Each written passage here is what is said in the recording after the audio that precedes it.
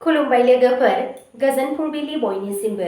नोंथांमोनखौ दिया ब्रह्म चेनेलाव आरो फिन खेबसेबाव बयखौबो बरायनाय बावहरग्रोनाय जाबाय। आं दिनै नोंथांमोननि सिगाङाव आरोबाव माखासे सानसेनि खौरां लानानै फैबावलायबाय। आसा खालामो नोंथांमोनहा खौरांखौ खोनासंनानै मोजां मोनगोन। दिनैनि गाहाय रादाबफोराव दङ।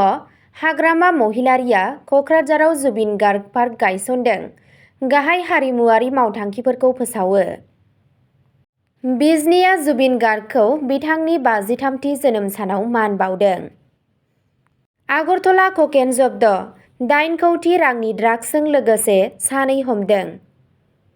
44थि नेहा जथुम्माया बड'लेण्ड मुलुगसोलोंसालियाव सा-सानजा ओनसोलनि रोंग'साफोरखौ ज' खालामगोन। 20 नबेम्बर खालि गाहाय मन्थ्रि मदिजों लोगोसे गोदान बिहार एनडिए सरकारा समायखिरा लागोन। आसामआ 2026नि बिसायख'थिनि थाखाय स्पेशेल भटार लिस्ट आपडेटखौ जागायदों। दुखुनांथाव जाथाय, शिबसागराव अर खामनानै बिमा आरो फिसाजोनि जिउ खहा। दानिया फैदो आबुं रादाबाव। गिबि खौराङावनो दङ। हाग्रामा महिलारिया क'क्राझाराव जुबिन गार्ग पार्क गायसनदों। गाहाय हारिमुआरि मावथांखिफोरखौ फोसावो। क'क्राझारआ जुबिन गार्गखौ बिथांनि 53थि जोनोम सान फालिनायाव गोसोखांदों। रुंसारि देंखोनि गेदेमा जुबिन गार्गनि 53थि जोनोम सानखौ क'क्राझाराव गोथौवै मान होनानै फालिनाय जायो, जेराव BTCनि बारग' गाहाय हाग्रामा महिलारिया मान बावो आरो थांखिजानाय जुबिन गार्ग पार्कखौ अन्थाइ खाम्फा गायसनो। BTCनि गाहाय मावफुं सोद्रोमाजों लोगोसे मन्थ्रि चरण बर', जिल्ला कमिसनार मसान्दा पर्टिन आरो गुबुन गुबुन मावख'गिरिफोरा जुबिननि सावगारिखौ बिबार बावनानै साननि जागायनाय जायो।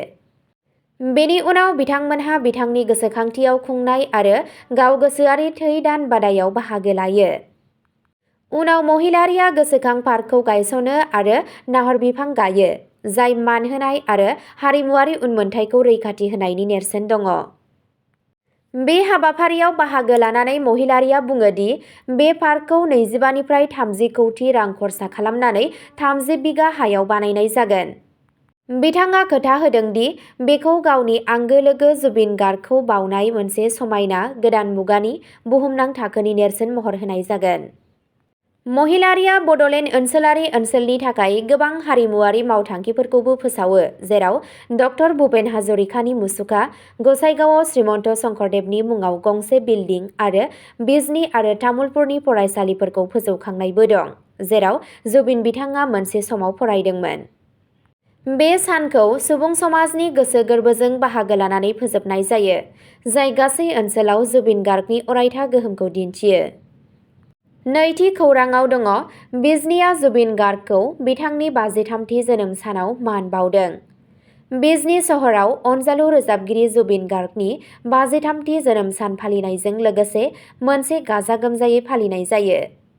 बिजनी जुबिन गार्ग गोसोखां बिल्डिं कमिटिआ बे हाबाफारिखौ खुंफुङो, जेराव MLA अजय कुमार रेआ जुबिननि मुसुखाखौ अन्थाइ खाम्फा गायसनो।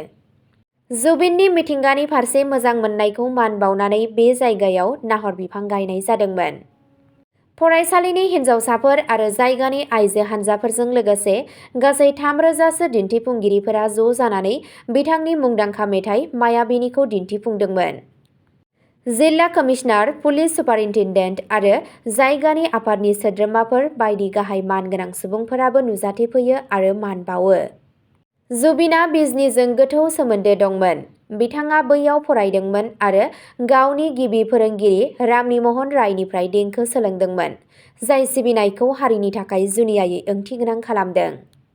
बे हाबाफारिया गोसो मोन्दांथि, हारिमुआरि गोसोखांथि आरो जायगानि गोग्गानाय मोन्दांथिजों बुंफबनाय जादोंमोन, मानोना सुबुंफोरा जुबिन गार्गनि अरायथा उनमोनथाइखौ मान होनो थाखाय ज' जादों। थामथि खौराङाव दङ। आगरतला ककेन जब्द, 8 कौटि रांनि ड्राग्सजों लोगोसे सानै हमदों।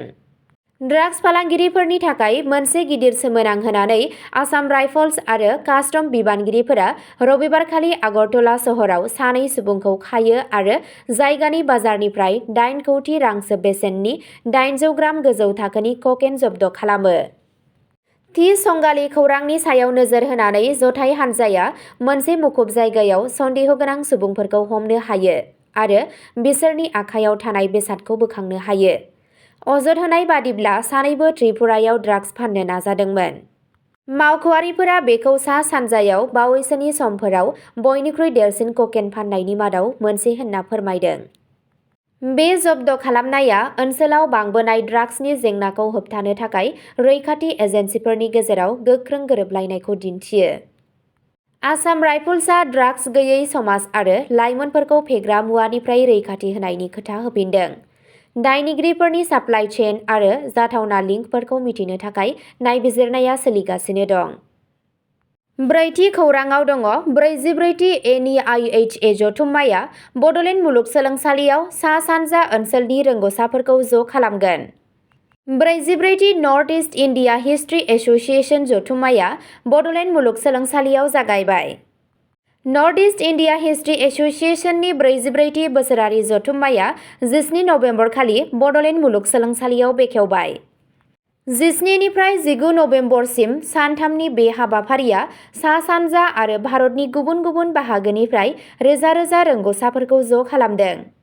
बे जथुम्मानि थांखिया सा-सानजा जारिमिननि सायाव बिजिरसंनायखौ बांहोनाय, जायगानि जारिमिन लिरनायखौ थुलुंगा होनाय, हारिमुआरि उनमोनथाइखौ रैखाथि होनाय आरो बिजिरसंगिरिफोरनि गेजेराव हेफाजाब सोमजिहोनाय।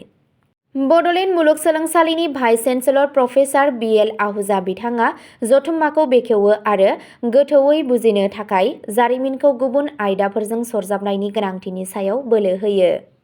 नर्थ इस्ट इन्डिया हिस्ट्रि एस'सिएशननि गाहाय नेहाथारि प्रफेसार आमेना N पासा बिथाङा आलासिफोरखौ बरायो। फारसेथिं आसाम एसेम्ब्लिनि बुंथिगिरि बिस्वजित दैमारिया फरायसंगिरिफोरखौ हारिनि दोरोंफोरखौ लिरथुमनो खावलायो।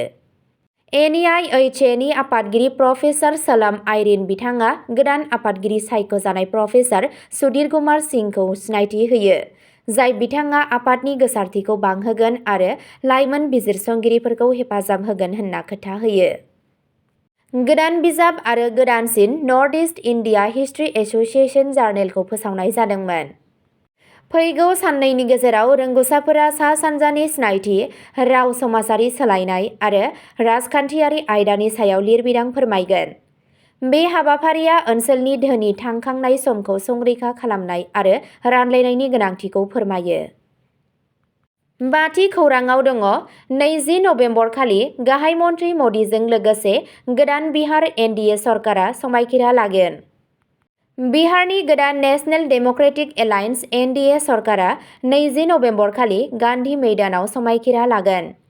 प्राइम मिनिस्टार नरेन्द्र मदिआ हाइ प्रफाइल फोरबोआव बाहागो लागोन होनना मिजिंथिनाय जादों।